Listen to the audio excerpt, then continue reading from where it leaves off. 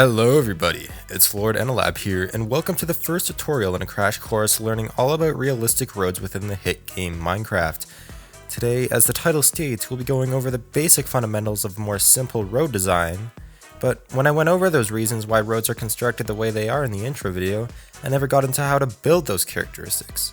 Roads, although glanced over usually, are actually a great way to make your cities stand out amongst hundreds of Minecraft cities. And I found a passion in being able to chisel out my own expertise with little to no previous insight or knowledge. This 5-month learning journey has allowed me to discover methods to make freehand roads and bring as much complexity as I desire. Without further ado, let's hop right into the most basic aspects of our transportational blood vessels.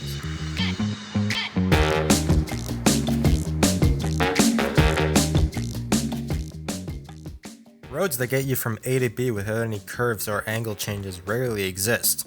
However, you can most prominently find straight roads in downtown cities or endless grid neighborhoods. They are the simple kind of road, with little to no skill needed to construct one that just does its job. But that's exactly the trap you fall into when making cities. You get lost amongst the crowd of every other city that does it too. A good example of making straight roads beautifully can be found within 2 of my favorite servers, besides my own, Cubed Community and Esterlon. Cubed Community, a server you may know from Alpine 1, a very well-rounded architectural engineer who is quite well known on the YouTube platform. A city named Andia is not solely focused on roads, but still does an amazing job with filling them up with as much realism as possible. For instance, the straight road that has roadside parking for easy access to local shops. Or this one by the stadium that manages to add another lane for dedicated left turns. Or on Esterlon, their city named Ambersill is filled to the brim with amazing roads that could be incorporated into actual cities today. Ambersill is constantly adding lanes, removing lanes, changing the shape of the road to an extent of hours upon hours of work. Their sheer dedication to this North American style road network is quite apparent due to their passion to be the best. But how do you build these roads? And how can you become Minecraft's next best road infrastructure specialist? Well, let's start with a simple 2-lane road.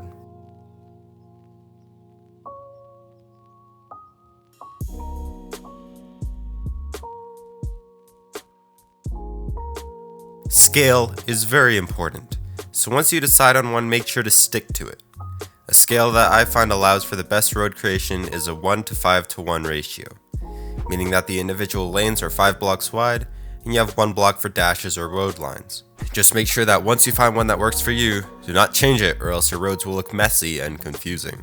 A simple road design you can use is this, where there's yellow strips down the center and gutters along the edges going into the curb. Although if you were to stack this design 100 times, this road is still very much basic and won't do much to set you apart. One way you can spice this up is to add roadside parking, either parallel to the road or even at an angle as seen in some local towns. The reason they are angled is so drivers can easily pull into one of these slots, and when they want to leave can get a visible view at the back as to not back into traffic and cause an accident. These parking stalls are not usually found on any major roads like ones with 4 or more lanes, so just keep them on double-laned roads for driver safety. Another thing you can do to bring your simple roads to justice is by adding bike lanes, preferably protected so crazy drivers do not harm innocent cyclists. Cities that do not have bike lanes are actually a deal breaker for some moving citizens, as they prefer biking and do not own a car. Bike lanes can be confusing or even hair-pulling when introducing them to roads that have roadside parking, but most of the time you can just wing the design, as there isn't a standard as far as I know. Or, for added safety, you can just put the bike lane parallel to the sidewalk and above the curb.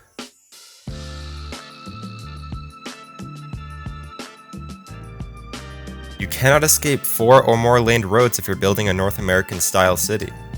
4 lanes are typically found on arterial roads, but can also be used on lower activity highways or higher activity collectors.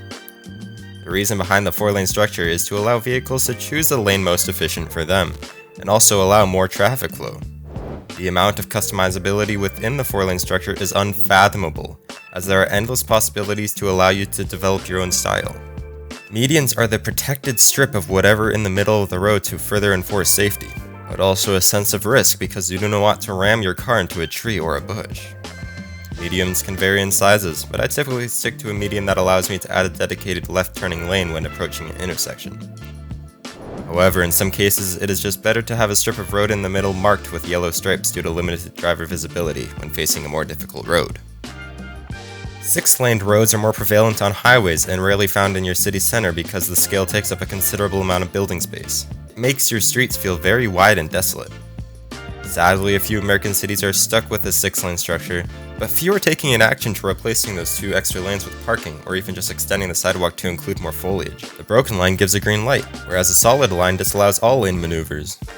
Solid lines are more prominent in approaching intersections, and in gaps between intersections it's usually broken. A scenario where this is not a case is when there is a bus lane. The driver is never allowed to enter the bus lane for self-explanatory reasons. If you want me to make more videos like this, displaying the different features of roads, hit like. And that's it. Thanks for watching. If you liked the video, hit the like again. 3 times.